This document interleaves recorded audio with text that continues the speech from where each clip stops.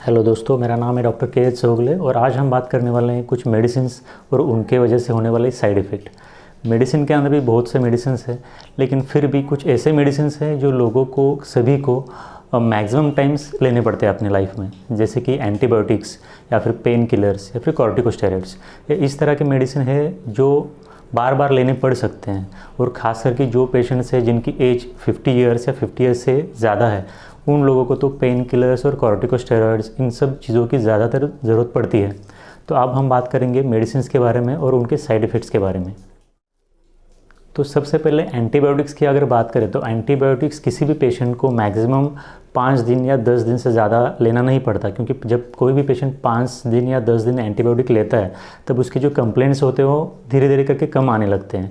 लेकिन कुछ ऐसे कंडीशंस भी होते हैं जिनके अंदर दवाई ज़्यादा दिन तक लेने पड़ सकती है। तो फॉर एग्जांपल, जिन भी पेशेंट की एज जो है, जिन भी पेशेंट की उम्र 50 साल 60 साल या उससे ज़्यादा होती है, उन पेशेंट्स के अंदर कुछ ऑस्टियोआर्थराइटिस की कंडीशंस होती है, क्रॉनिक पेनफुल कंडीशंस होती है, न्यूरोपैथिक पेन की कंडीशंस होती है। तो ऐसे सभी पेशेंट्स में वो मेडिसिन 15 दिन या फिर 1 महीना या फिर 2 महीना या 3 महीना ऐसे भी लेने पड़ सकती है। ठीक है, तो इन ऐसे जो पेशेंट है जिनके अंदर की मेडिसिन ज़्यादा दिन तक लेनी है, उन पेशेंट के अंदर उन दवाइयों की वजह से, उन मेडिसिन की वजह से कुछ साइड इफ़ेक्ट भी होते हैं। मेडिसिन की वजह से उस पेशेंट के अंदर एब्डोमिनल डिस्कम्फर्ट होना, पेट में दर्द होना, वोमिटिंग होना या फिर वोमिटिंग सेंसेशन होना, ये सब साइड इफ़ेक्ट्स दिखाई दे सकते हैं। तो ये साइड इफ़ेक्ट होने का एक महत्वपूर्ण कारण ये होता है कि जब भी आप कोई भी दवाई जैसे कि एंटीबायोटिक या फिर एनाल्जेसिक, पेन किलर या फिर कॉर्टिकोस्टेरॉइड, इन ग्रुप में आने वाली कोई भी दवाई जब आप ज़्यादा दिन तक लगातार लेते हो, तो उस मेडिसिन की वजह से पेट के अंदर एसिडिटी बढ़ जाती है, एसिड का सिक्रेशन बढ़ जाता है। उसकी वजह से गैस्ट्राइटिस हो सकता है, किसी किसी पेशेंट में गैस्ट्रिक अल्सर भी हो सकता है। तो इन सब कारणों की वजह से उस पेशेंट के अंदर डाइजेशन में प्रॉब्लम होना या फिर पेट में दर्द होना, एब्डोमिनल डिस्कम्फर्ट होना, वोमिटिंग सेंसेशन होना, कभी कभी वोमिटिंग भी हो जाना, ये सब लक्षण दिखाई पड़ सकते हैं। तो ये मेडिसिन का साइड इफ़ेक्ट जो है वो ना हो, इसके लिए सबसे पहले तो जिस भी मेडिसिन खाने के बाद आपको तकलीफ़ हो रही है वो मेडिसिन कुछ दिन के लिए तो बंद करना है। उस जगह पे कोई भी एंटासिड का, लिक्विड एंटासिड का कैप्सूल आप ले सकते हो। साथ ही साथ पेट दर्द के लिए एंटीस्पाज्मोडिक जो टैबलेट्स मिलती है वो भी खाना खाने के बाद लेनी है। ये सभी एंटासिड का लिक्विड, एंटासिड की कैप्सूल और पेट दर्द के एंटीस्पाज्मोडिक जो टैबलेट है, ये सभी आपको लगातार 3 से 5 दिन तक लगातार लेनी है। इन मेडिसिन की वजह से अगर पेट के अंदर गैस्ट्राइटिस हो चुका है, पेट के अंदर जो दर्द है, जो एब्डोमिनल डिस्कम्फर्ट है, जो एसिडिटी बढ़ गई है, ये सब कम होने में मदद मिलेगी।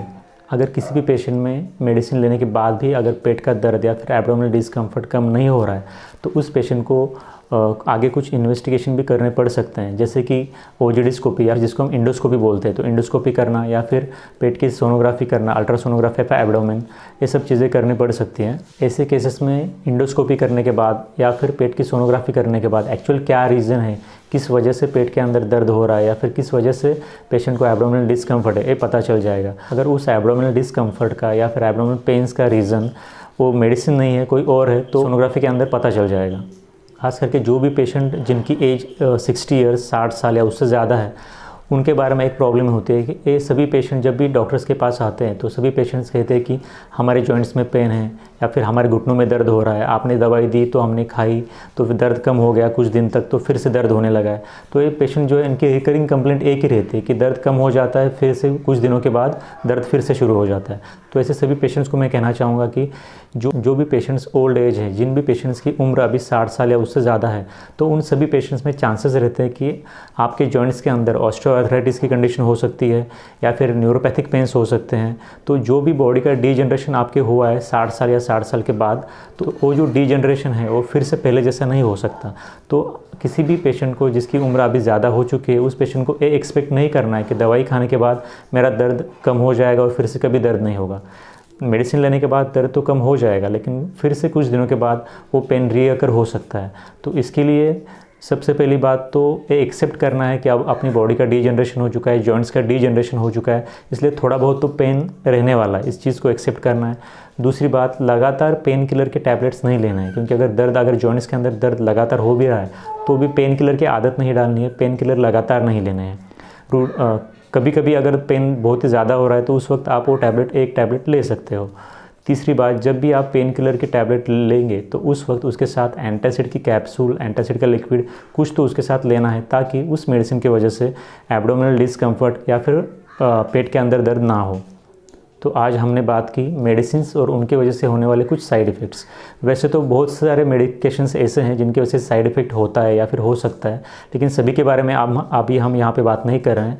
हम उन्हीं मेडिसिन्स के बारे में बात कर रहे हैं जो मेडिसिन मैक्सिमम टाइम्स लिए जाते हैं। अगर आपके कुछ सुझाव हो, कुछ डाउट्स हो तो हमें ज़रूर बताएं। वीडियो को अंत तक देखने के लिए धन्यवाद।